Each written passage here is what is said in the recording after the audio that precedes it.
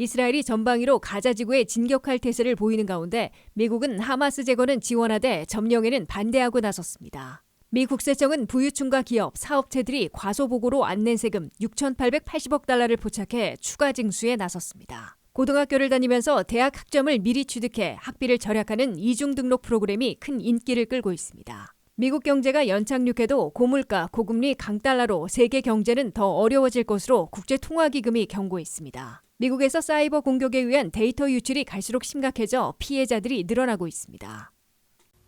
여러분 안녕하십니까? 워싱턴 뉴스 투데이입니다.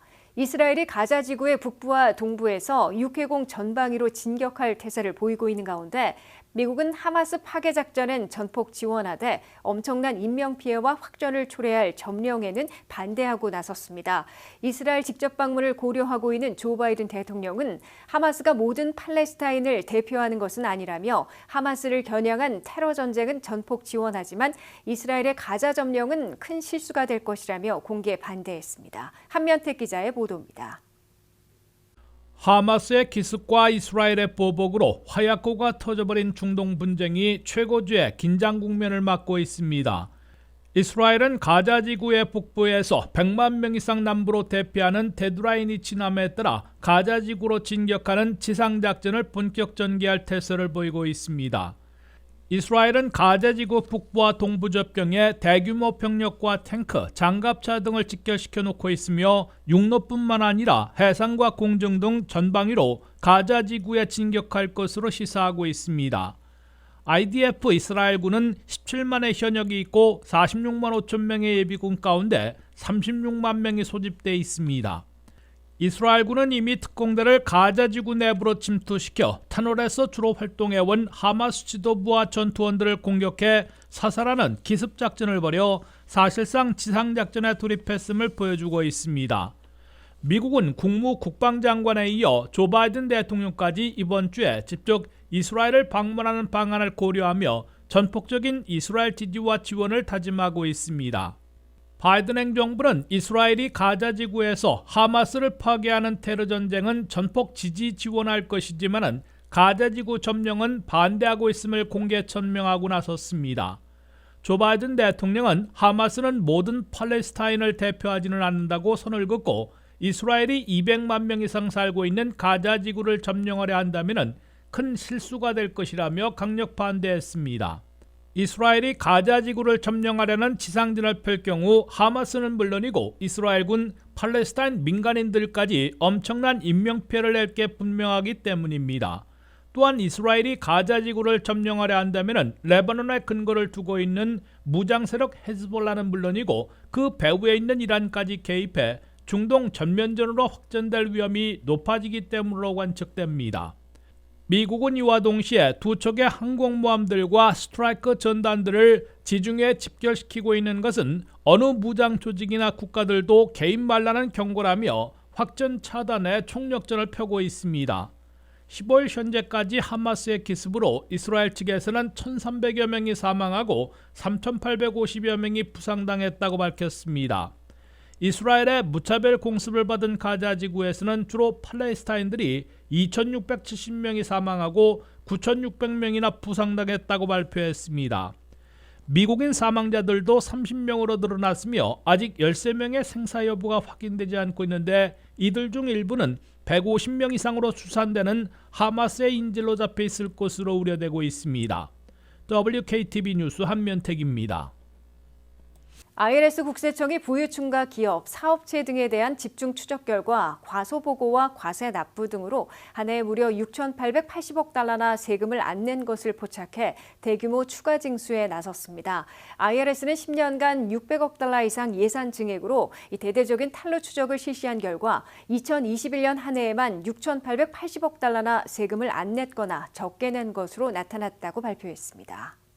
미국에선 소득 있는 곳에 세금이 있으나 최대한 적게 내려 한다는 말이 상식으로 화자되고 있습니다.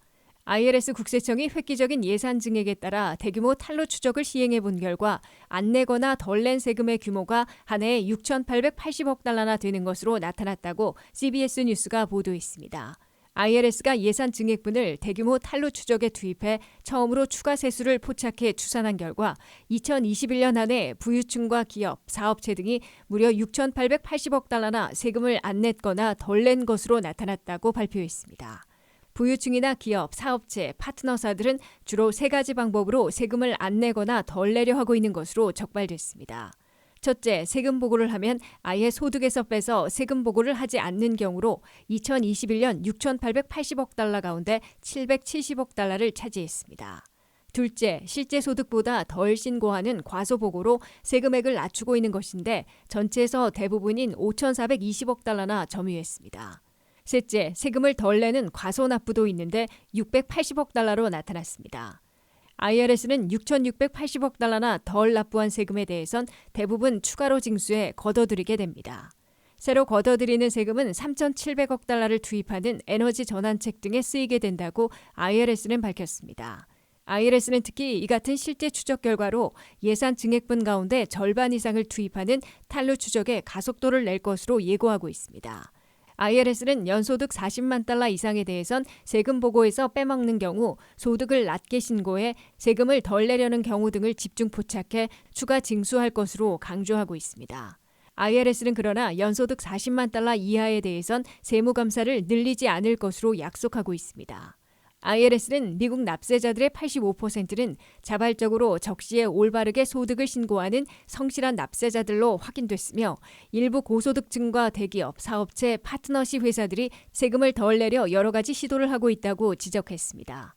바이든 행정부는 2년 전 발표된 인플레이션 감축법에 따라 10년간 800억 달러나 IRS의 예산을 늘려 IRS 직원들은 8만 명이나 신규 채용해 전체 인원을 2배로 늘리고 증액하는 예산을 절반은 탄로 추적 강화에 투입하고 절반은 세무행정 업그레이드에 투입하겠다고 약속해놓고 있습니다.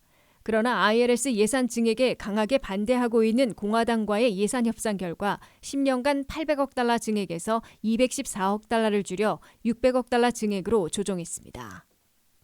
고등학교에 다니면서 노바와 같은 커뮤니티 칼리지에 이중 등록해 대학 학점을 미리 취득하고 대학 2학년이나 3학년으로 편입하는 이중 등록 프로그램이 큰 인기를 끌고 있습니다.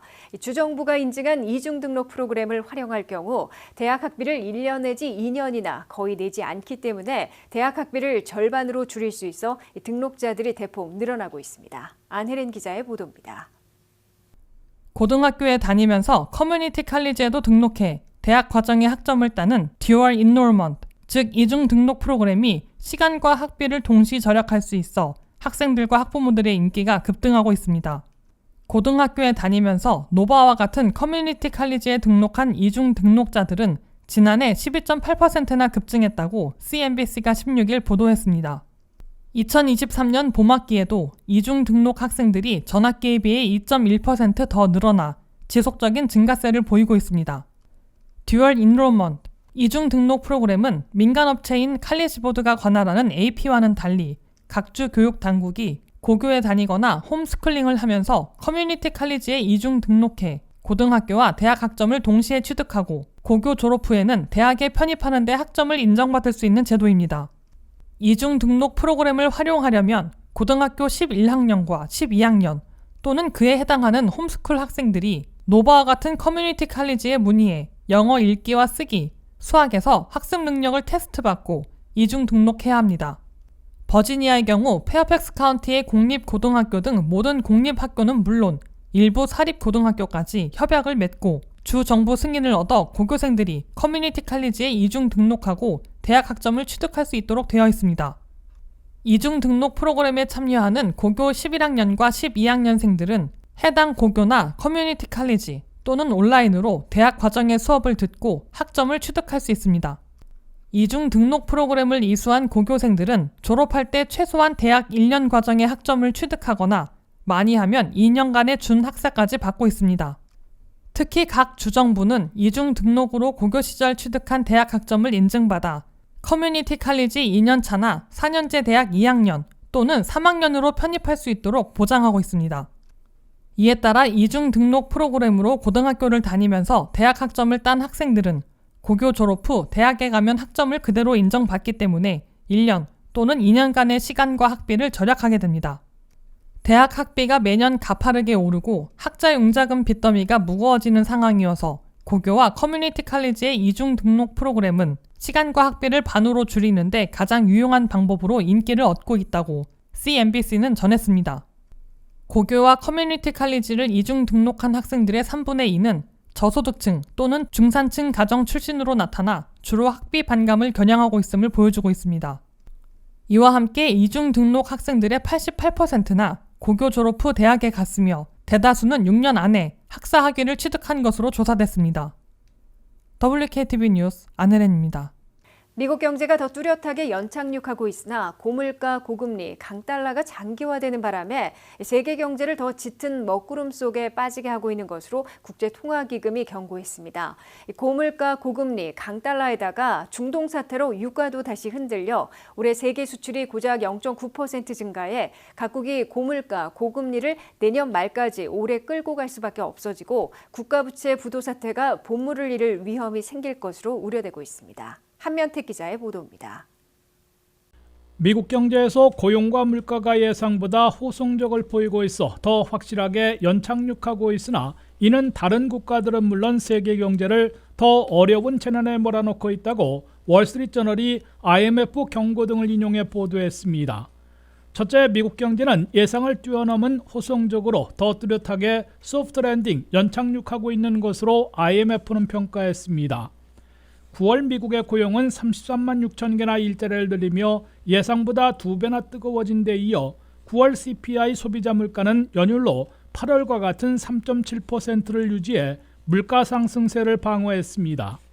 IMF는 미국 경제 GDP 성장률이 올해 2.1%, 내년 1.5%로 예상하며 불경기 없는 연착륙을 내다봤습니다. 둘째, 미국 경제는 그러나 3 내지 4% 안팎의 고물가, 5%대의 고금리가 내년 말까지 상당히 오래가고 있으며 강한 미 달러와까지 겹쳐 세계 각국에 막대한 여파를 미치고 있습니다. 미국의 고물가 고금리 장기화로 세계 각국도 고금리를 오래 끌고 갈 수밖에 없으며 물가 잡기에서는 여전히 어려움을 겪고 있습니다. IMF는 세계 경제 물가 상승률이 내년에 5.8%나 될 것으로 올려잡아 각국 중앙은행들이 물가 잡기를 위한 고금리, 긴축 정책을 내년 말까지는 오래 끌고 가게 될 것으로 예상했습니다. 게다가 기축통화인 미국 달러와의 강세는 각국이 외국산 상품을 수입하는데 더 비싸게 사야 한다는 의미이기 때문에 일반 수입품 구입은 물론 식품과 에너지 구매에 더 많은 돈을 지출하거나 수입을 줄이고 있습니다. 여기에 이스라엘의 하마스 파괴 작전으로 국제 유가가 다시 배럴당 90달러로 뛰기 시작해 유가 급등이 우려되고 있습니다. 이 때문에 지구촌의 무역이 급속 냉각돼 지난해 5.1%나 증가했었으나 올해는 고작 0.9% 증가로 급락할 것으로 IMF는 우려했습니다. 셋째, 세계 각국은 대다수 올해와 내년 고물가, 고금리, 강달러 여파의 고통을 겪고 신흥시장과 빈곤 국가들에서는 국가 부채 부담이 가중되거나 국가 부도 물결에 휩쓸릴 위험까지 있다고 IMF는 경고했습니다. IMF는 저소득 빈곤 국가들의 60%나 잠비아와 스리랑카와 같이 외채에 대한 디폴트를 선언하고 국가 부도 위기에 빠질 위험이 있다고 우려했습니다. 국제정세 불안으로 미국과 중국을 중심으로 각국이 성장보다는 국가 안보에 주력하는 바람에 반세계화 흐름이 장기화될 것으로 IMF는 지적했습니다. IMF는 주요국들의 올해 경제 성장률에 대해 미국은 2.1%를 유지하는 반면 유로 지역은 0.7%에 그쳐 전체 선진국들은 2%에 머물 것으로 내다봤습니다. 중국은 지난해 3%에서 올해는 5%로 높아질 것으로 예상되지만은 부동산 대란, 수출 부진과 내수 냉각 등으로 기대에 못 미칠 것으로 IMF는 지적하고 있습니다.